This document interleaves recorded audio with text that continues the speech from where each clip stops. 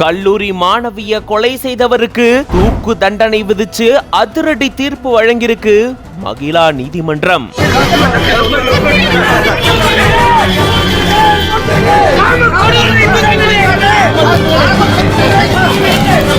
பரங்கிமலை ரயில் நிலையத்துல கல்லூரி மாணவி கொலை வழக்குல 2 ஆண்டுகள் கழித்து இப்படி அதிரடி தீர்ப்பு வழங்கப்பட்டிருக்கு.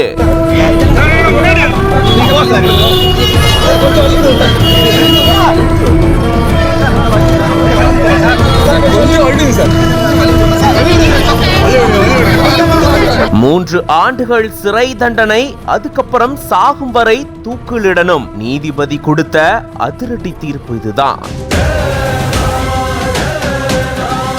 கடந்த 2022 வருடம் அக்டோபர் 13ஆம் தேதி அன்னைக்கு சென்னை பரங்கிமலை ரயில் நிலையத்துல கல்லூரி மாணவி சத்யா அப்படின்றவங்க கொலை செய்யப்பட்ட சம்பவம் தமிழகத்தையே உலுக்கியிருந்தது.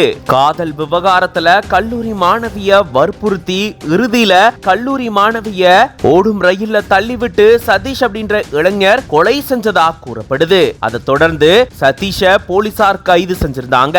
அதுக்கப்புறமா இந்த வழக்கு சிபிசிஐடிக்கு மாற்றப்பட்டது.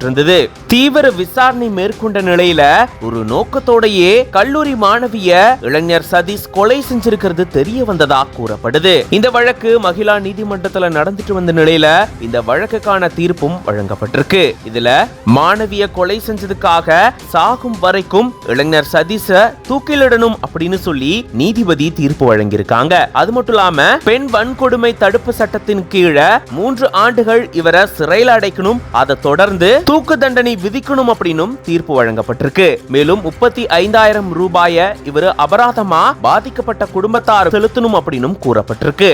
2 ஆண்டுகள் கழித்து இந்த வழக்குல இப்படி அதிரடி தீர்ப்பு வழங்கப்பட்டிருக்கு. இது பத்தின உங்களோட கருத்துக்களை கமெண்ட்ஸ்ல சொல்லுங்க. மேலும் பல செய்திகளுக்கு பிஹைண்ட் உட்ஸ் பேஜை ஃபாலோ பண்ணிக்கோங்க.